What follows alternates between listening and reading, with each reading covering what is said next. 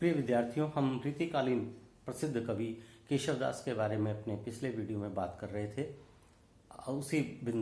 उसी प्रश्न को आगे बढ़ाते हैं। आज का हमारा पहला बिंदु है केशव का आचार्यत्व। केशवदास को रीतिकाल का प्रवर्तक आचार्य माना जाता है। इनसे पूर्व संस्कृत साहित्य में दो तरह के सृजनधर्मी परंपरागत रूप में रहे। एक तो केवल कविता रचना में ही प्रवृत्त रहते थे और दूसरे शास्त्रीय सिद्धांतों की विवेचना करते थे।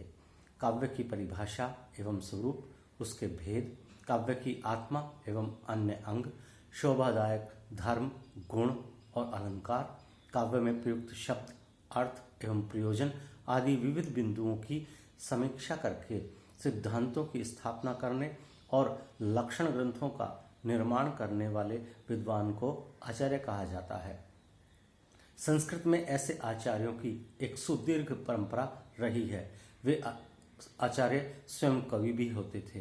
एक प्रकार से वे सत साहित्य के समीक्षक, आलोचक एवं मार्ग निर्देशक हुआ करते थे।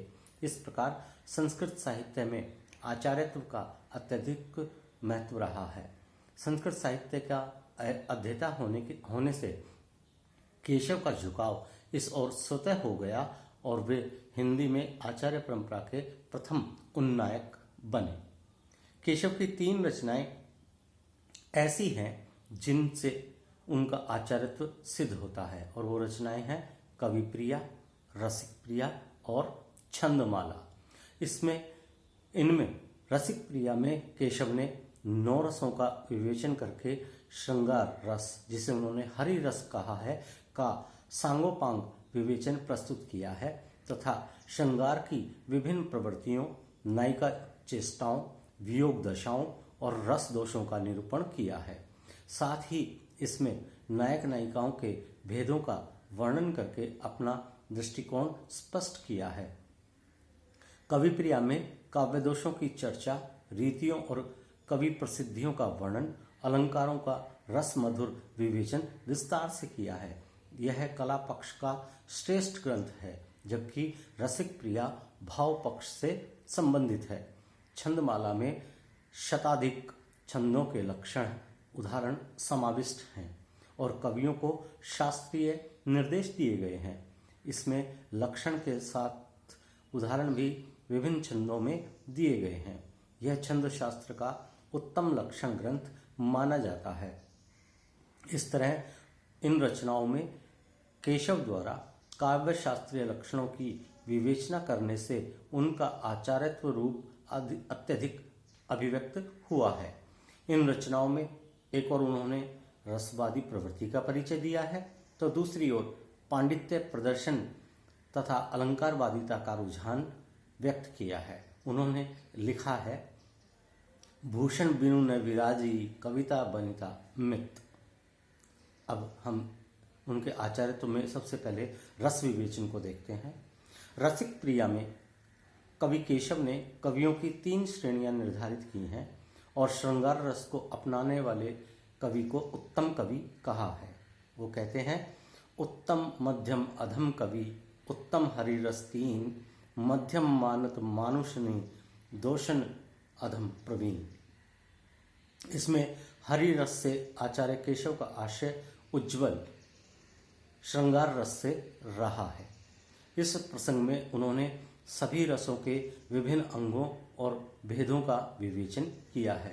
भरत मुनि द्वारा प्रतिपादित रस निष्पत्ति के सिद्धांत के वे समर्थक माने जाते हैं। उन्होंने भावों को व्यापक रूप दिया और विभावों, अनुभावों और सात्विक भावों का समावेश भावों में करते हुए उन्हें ही कवियों का जनक बताया है। और वो कहते हैं, आनन लोचन वचन मम, प्रकटत मन की बात, ताही सो सब कहत हैं, भाव कवि के तात। केशव ने अनुभावों का विवेचन करते हुए उद्दीपन विभाव को विशेष महत्व दिया और सात्विक भावों की संख्या 8 बताई है। उन्होंने संचारी भाव 33 के बजाय 35 माने हैं। रस सिद्धांतों को उन्होंने नवीनता दी है और अन्य सभी रसों को श्रृंगार रस के अंग के रूप में प्रस्तुत किया है। परंपरा के अनुसार उन्होंने श्रृंगार को ही रसराज माना है और उसका प्रतिपादन हरि रस के रूप में किया है। अगला बिंदु, नायक नायिका भेद निरूपण। रसिक प्रिया में कवि केशव ने रस विवेचन के साथ नायक नायिका के भेदों का निरूपण किया है। इस विवेचन में उन्होंने पूर्ववर्ती आचार्यों की परंपरा का अनुसरण किया है। उन्होंने नायक के 4 भेद माने हैं: अनुकूल, दक्षिण, शठ और धृष्ट। नायक में 8 गुणों का प्रतिपादन किया है और वो कहते हैं, अभिमानी त्यागी तरुण, कोक कलानी प्रवीण, भव्य छत्री सुंदर धनी, रुचि सुचि सदा कुलीन।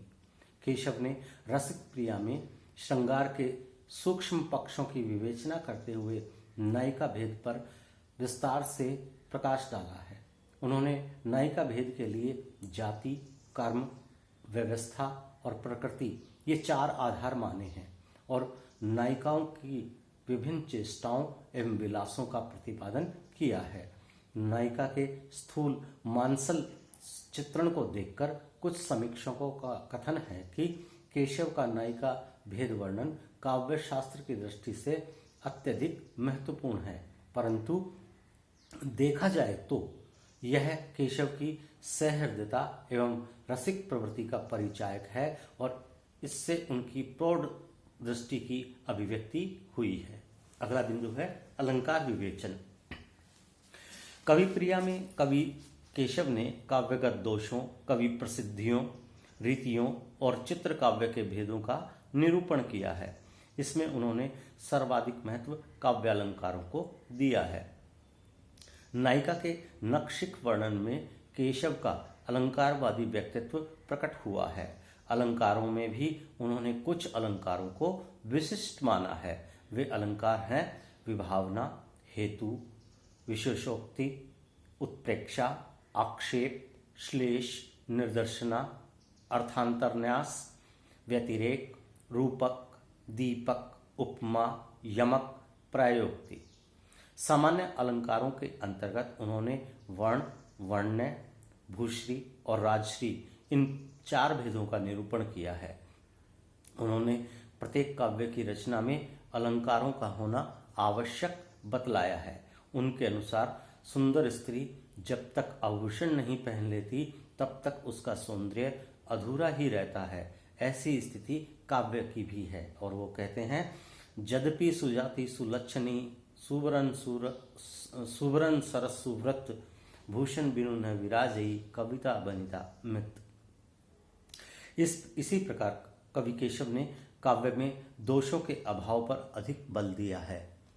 काव्य दोषों के संबंध में उनकी उक्ति है कि जिस प्रकार एक बूंद शराब से गंगा जल का पूरा घड़ा दूषित हो जाता है, वैसे ही रंच मात्र दोष से काव्य अपने मनोहारी तत्वों से रहित हो जाता है। और वो कहते हैं, राजत रंच न दोष युक्त, कविता बनिता मित, बुंदक हाला होत ज्यों, गंगा घट अपवित्र। इस तरह कवि केशव ने कवि प्रिया में अलंकारों के साथ साथ दोषों की भी पर्याप्त चर्चा की है।